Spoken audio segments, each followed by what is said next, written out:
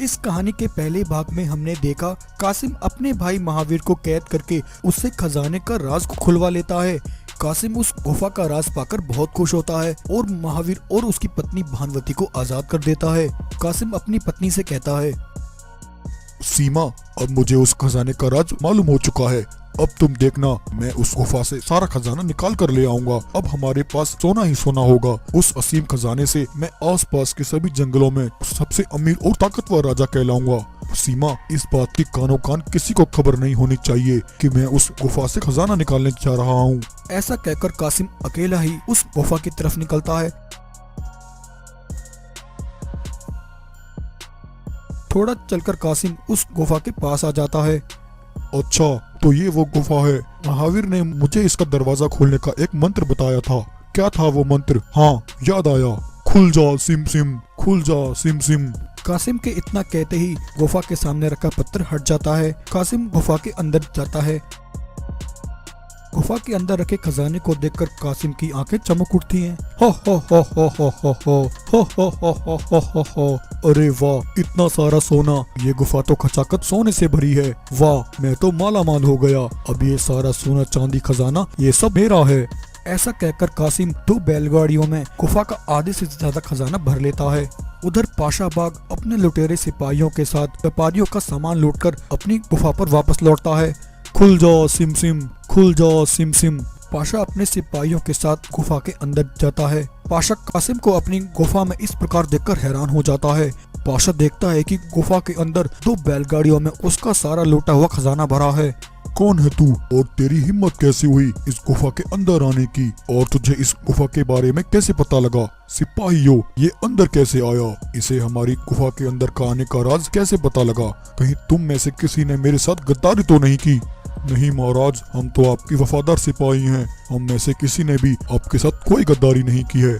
मूर्ख शेर, तू चाहे जो कोई भी है, लेकिन तूने यहाँ आकर बहुत बड़ी गलती की है। तो इस गुफा के अंदर तो आ गया, लेकिन तू यहाँ से जिंदा वापस नहीं लौट कर जाएगा। नहीं भाग भाई, मुझे छोड़ दो, मुझे जाने दो। मुझे इसमें से कुछ नहीं चाहिए। मैं गलती से यहाँ आ गया। मैं इस गुफा के बारे में किसी को नहीं बताऊंगा। तुम मेरी जान बख्श दो, मुझे जाने दो। ये सुनकर पाशा तेजी से जाकर कासिम पर एक जोरदार हमला करता है और कासिम को अपने खतरनाक हमले से जान से मार डालता है। कासिम को मारकर पाशा थोड़ा परेशान हो जाता है। क्या हुआ सरदार? अब आपको परेशान होने की कोई जरूरत नहीं है। जिसे हमारी गुफा का राज मालूम था उसे तो आपने मार डाला है। अब आपको चिंता करने की कोई जरूरत नहीं है। सिपाहियों, मैं इसलिए परेशान हूँ, सिर्फ इसे ही हमारी गुफा का राज मालूम था या फिर इसके अलावा कोई और भी है जिसे हमारी गुफा का राज पता है? लेकिन सरदार, हो सकता है ये राज इसी की मौत के साथ यहीं दफन हो गया हो सकता है सिपाही, लेकिन अगर इसके अलावा भी कोई है तो हमें उसे जल्द से जल्द तलाश करना होगा और उसे तलाश करके उसकी जुबान को हमेशा के लिए बंद करना होगा। सरदार, अगर इसके अलावा इसका कोई और भी साथी है तो वो इसे ना पाकर इसे तलाश करता हुआ जरूर यहाँ तक आएगा। सिपाहियों, मेरी बात ध्यान से सुनो। कल जब मैं व्यापारियों का सामान लूटने जाऊंगा तब तुम में से कुछ सिपाही मेरे साथ जाएंगे और कुछ सिपाही यहाँ गुफा में रहकर निगरानी करेंगे और उस गद्दार के आने का इंतजार करेंगे। चौकन्ना रहना सिपाहियों, अगर वो गद्दार यहाँ आए तो उसे जान से मार देना। उधर जंगल में शाम हो जाती है, लेकिन कासिम के वापस न लौटने पर उसकी पत्नी सीमा बहुत परेशान हो जाती है। महावीर और भानुवती के पास पहुंचती है। महावीर, आखिर तुमने अपने भाई को कहाँ भेजा है? तुम्हारे भाई कासिम अभी तक वापस लौट कर नहीं आए। मुझे उनकी बहुत फिक्र हो रही है। कहीं तुमने उनके साथ धोखा तो नहीं किया? नहीं सीमा बहन, मैंने कासिम भाई को बिल्कुल सही पता बताया था। कासिम को तो अब तक वापस लौटकर आ जाना चाहिए था। सीमा बहन, तुम परेशान मत हो। मैं अभी कासिम भाई की तलाश में निकलता हूँ और उन्हें अपने साथ लेकर ही वापस लौटूंगा। महावीर गुफा के पास आकर गुफा का दरवाजा खोलकर उसके अंदर चला जाता है। महावीर गुफा के अंदर जाकर देखता है। गुफा के अंदर जाकर उसने देखा उसके भाई कासिम की लाश खून से लथपथ जमीन पर पड़ी है। अपने भाई कासिम की लाश देखकर महावीर हैरान हो जाता है। नहीं, ऐसा नहीं हो सकता। कासिम भाई, ये सब क्या हो गया? तुम्हारे साथ ये सब किसने किया?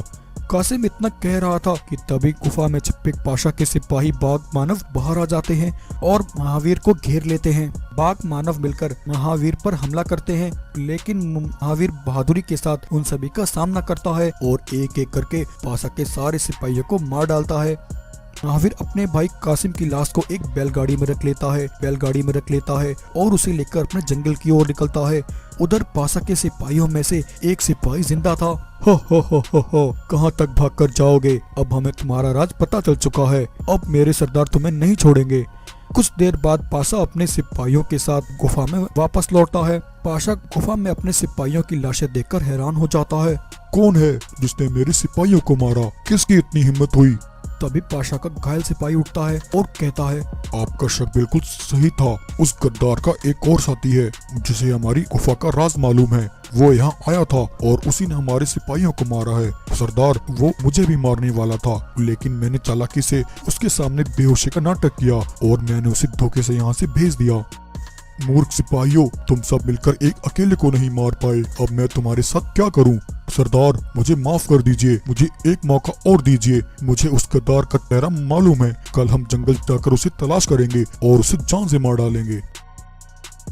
उधर महावीर अपने भाई कासिम की लाश को लेकर अपने घर पहुंचता है। कासिम की पत्नी अपने पति की लाश देखकर उसके पैरों तले जमीन खिसक जाती है। हे भगवान, कासिम, ये तुम्हें क्या हो गया? तुम्हारे साथ ऐसा किसने किया? महावीर, ये सब तुम्हारी गलती है। तुमने अपने भाई कासिम को मौत के मुंह में भेज दिया। तुम कासिम की मौत के जिम्मेदार हो। नहीं सीमा बहन, ऐसा मत कहो। मैंने कासिम भाई को वहां जाने से मना किया था, लेकिन कासिम भाई ने मेरी एक नहीं सुनी।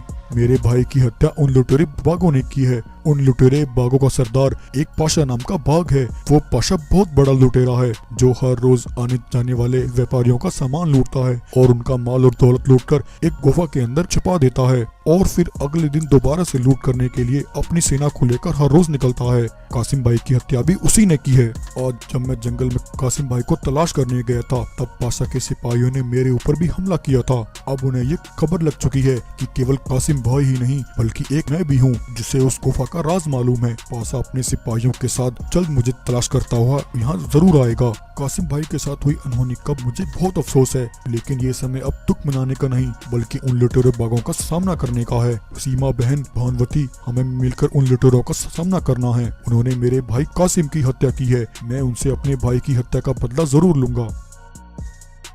अगले दिन पाशा अपने सिपाहियों के साथ कुंदनपुर जंगल पर हमला कर देता है। भागो भाइयों भागो, पाशा ने हमारे ऊपर हमला कर दिया है। ये तो बहुत बड़ा लुटेरा है। भागो भाइयों भागो, अपनी जान बचाकर भागो। तभी पाशा और उसके सिपाहियों को अपने सामने महावीर, भानुवती और सीमा शेरनी एक साथ खड़े दिखाई देते हैं। सरदार, यही है वो जिसने हमारे सिपाहियों की हत्या की है और इसे हमारी गुफा का राज भी मालूम है। हो। अच्छा, तो ऐसी बात है। चलो सिपाहियों, आज फिर इसे भी मौत के घाट उतार देते हैं। पाशा अपने सिपाहियों के साथ तेजी से महावीर को मारने के लिए उसकी तरफ बढ़ता है। तभी अचानक पाशा और उसके सारे सिपाही अपने सामने बने एक गहरे गड्ढे में गिर जाते हैं।